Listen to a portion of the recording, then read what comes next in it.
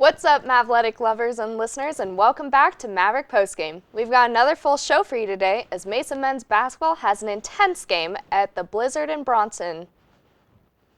And women's basketball demolishes Western at the Blizzard game as well. Plus, an amazing win overall from our wrestling team. And an update on our softball team's most recent game. All of that and so much more as we move ahead into the recap-packed episode of Maverick Postgame. So with that being said, I'm your host, Grace Metcalf. And I'm Estroy Bencomo. Let's get into all the game-breaking stats, off-the-wall wins, heartbreaking losses, and in-depth analysis of our CMU athletics. Roll it!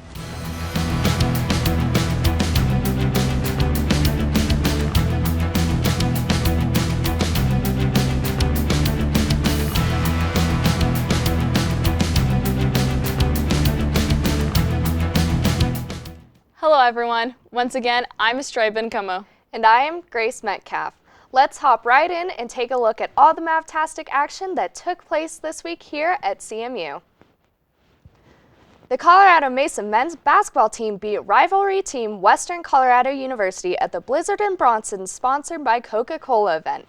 The Mavericks finished 51.6% from the field, keeping one of the league's top scorers, Matthew Ragsdale, under his season average. Using a 54-24 edge in paint points, CMU also tallied 6 blocks throughout the night. Trevor Baskin led the way with 21 points and 13 rebounds for the double-double, also adding 3 blocks along the way to bring his season total to 37. Blaze Threat put in 17 points. Close behind was Georgie Dancer with 16, followed by Jared Small with 11 to round out Maverick players in double figures. After trading points throughout the first 10 minutes of the night, the Mavericks started to create distance, taking a 25-15 lead, following a jumper from Threat. That lead would fade into a 2-point game before the visitors put up a half-court shot that made its way through the hoop to take a 32-31 lead at the half. The second half, the Mavs turned up the heat and defeated Western 81-72. As a team, the Mavericks and Mountaineers finished the game with the Mavs having more steals and rebounds throughout the game. The Mavericks had a higher average on successful free throws. The men's team will play against Adams State University on Friday, February 11th at 7:30 p.m. The Lady Mavs were able to secure a demolishing 63-39 victory against Western Colorado University as well at the Blizzard in the Bronson game. The two graduate student guards, Daniela Turner and Mariah Martin, combined for 49 points throughout the game. Turner shot 23 points, while Martin led the team with 26 points.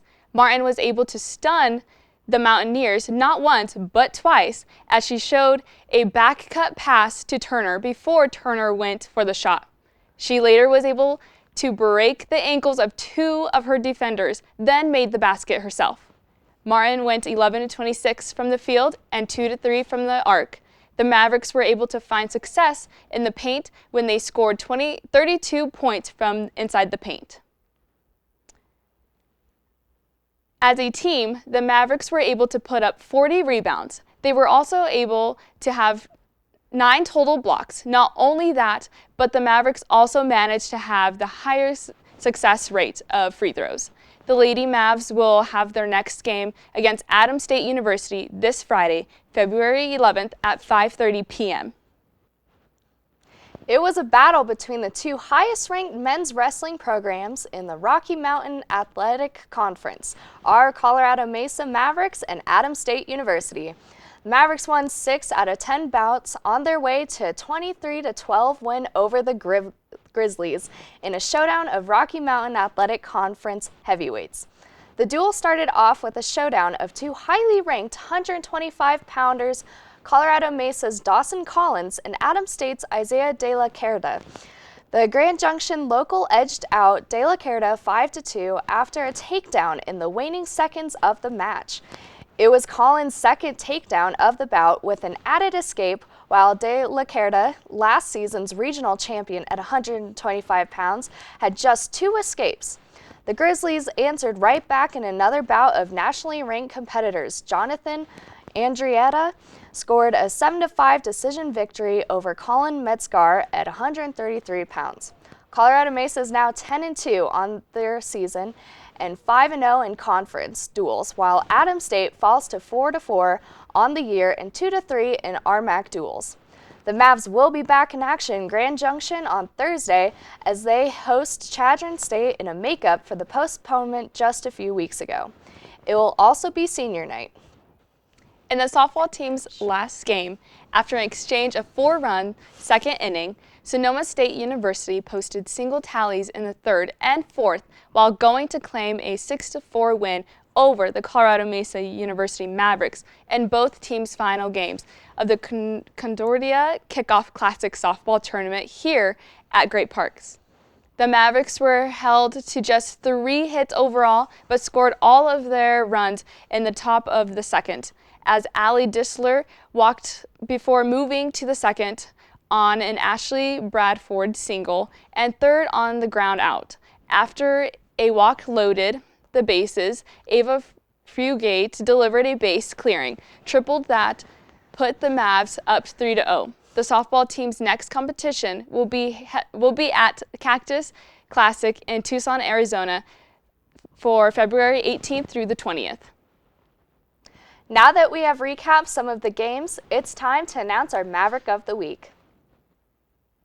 Our Maverick of the Week goes to Kelsey Montague. Redshirt freshman Kelsey Montague broke the longest-standing Colorado Mesa University men's indoor track and field record with an impressive time of 49.89 seconds, beating the previous record of 49.91 seconds, which was set by Augustus Barnes 9 years ago.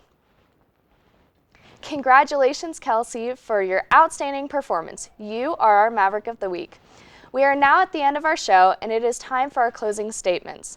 My closing thought is about how excited I am to see how the swim teams will finish up the Rocky Mountain Athletic Conference. I am also really excited to be the new host for Maverick Postgame. As much as we will miss Justin, I can't wait to put my own spin on Maverick Postgame. My closing thoughts are on how excited I am to see how well our basketball teams will continue to perform throughout the rest of their season. I'm sure we will continue to have a lot of exciting games to go watch. I couldn't agree more. Now that we have wrapped up all the action from this week and given our closing thoughts, it's time to close the show. Thank you everyone so much for joining us this week on Maverick Postgame. I've been your host, Grace Metcalf. And I've been Estrella Bencomo. We'll catch you next week on an all-new recap-packed episode of Maverick Postgame. Stay safe, Mavs, study hard, go to a game or two, and of course, have yourselves a Mesa-mazing day.